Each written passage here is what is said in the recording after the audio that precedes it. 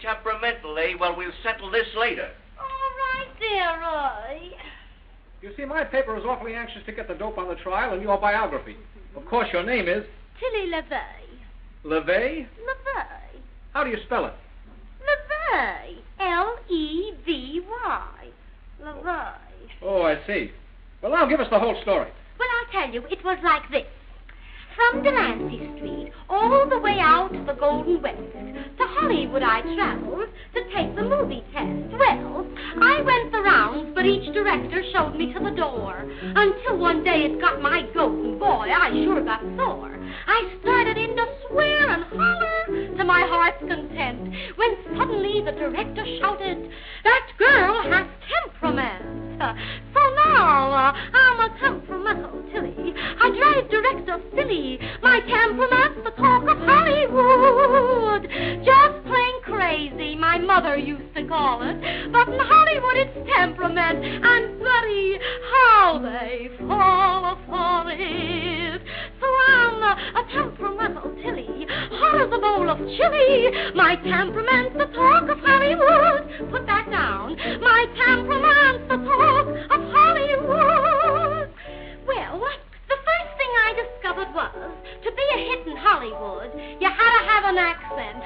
Plain English was no good. So I listened in to Polak Negri, to Greta Garbo and Valet, and then I started talking in this peculiar way. You know, when I had to address an audience, I would say, "Oh, my dear public, I have so very great delight to be in this big, beautiful America, where the girls, they are so chic, and the boys, they are so quick. And if you understand what I speak, you must all be Greek." Well, buddy, when they heard that accent, say, boy, it went so far that overnight in Hollywood, I became a star. But of course, to be a star in Hollywood, you've got to have a dog and a monkey, and you must marry a marquise. So, I bought a dog and I bought a monkey and I married a marquise. Well, the dog and the monkey were okay, but the marquise was a piece of cheese. So I shot him and I went to jail. But when the jury heard my plea, why, every single juryman wanted to marry me. And of course, I took my accent to court, and this is the way I made my plea. "Mr. Judge and gentlemen of the jury, have you seen my latest picture? She was a virgin with sound effects. Well, you know, in this picture I do this virgin dance, and this virgin dance, she go like this.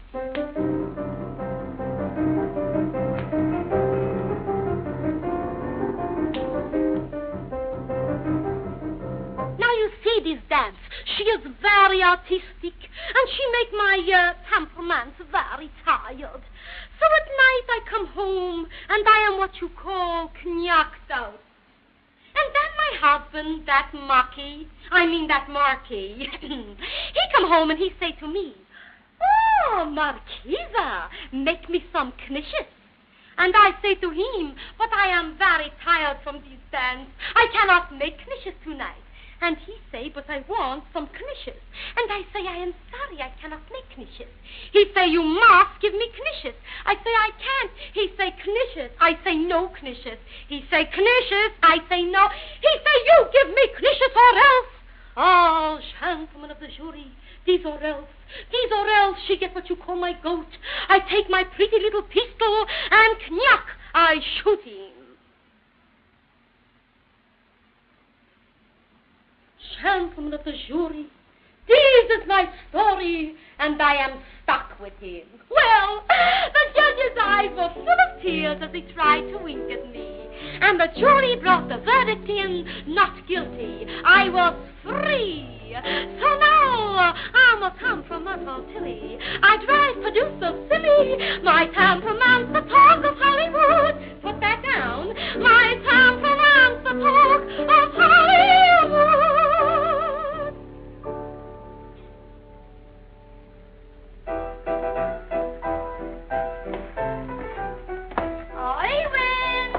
I win. Hey, where is he, that loafer? I win.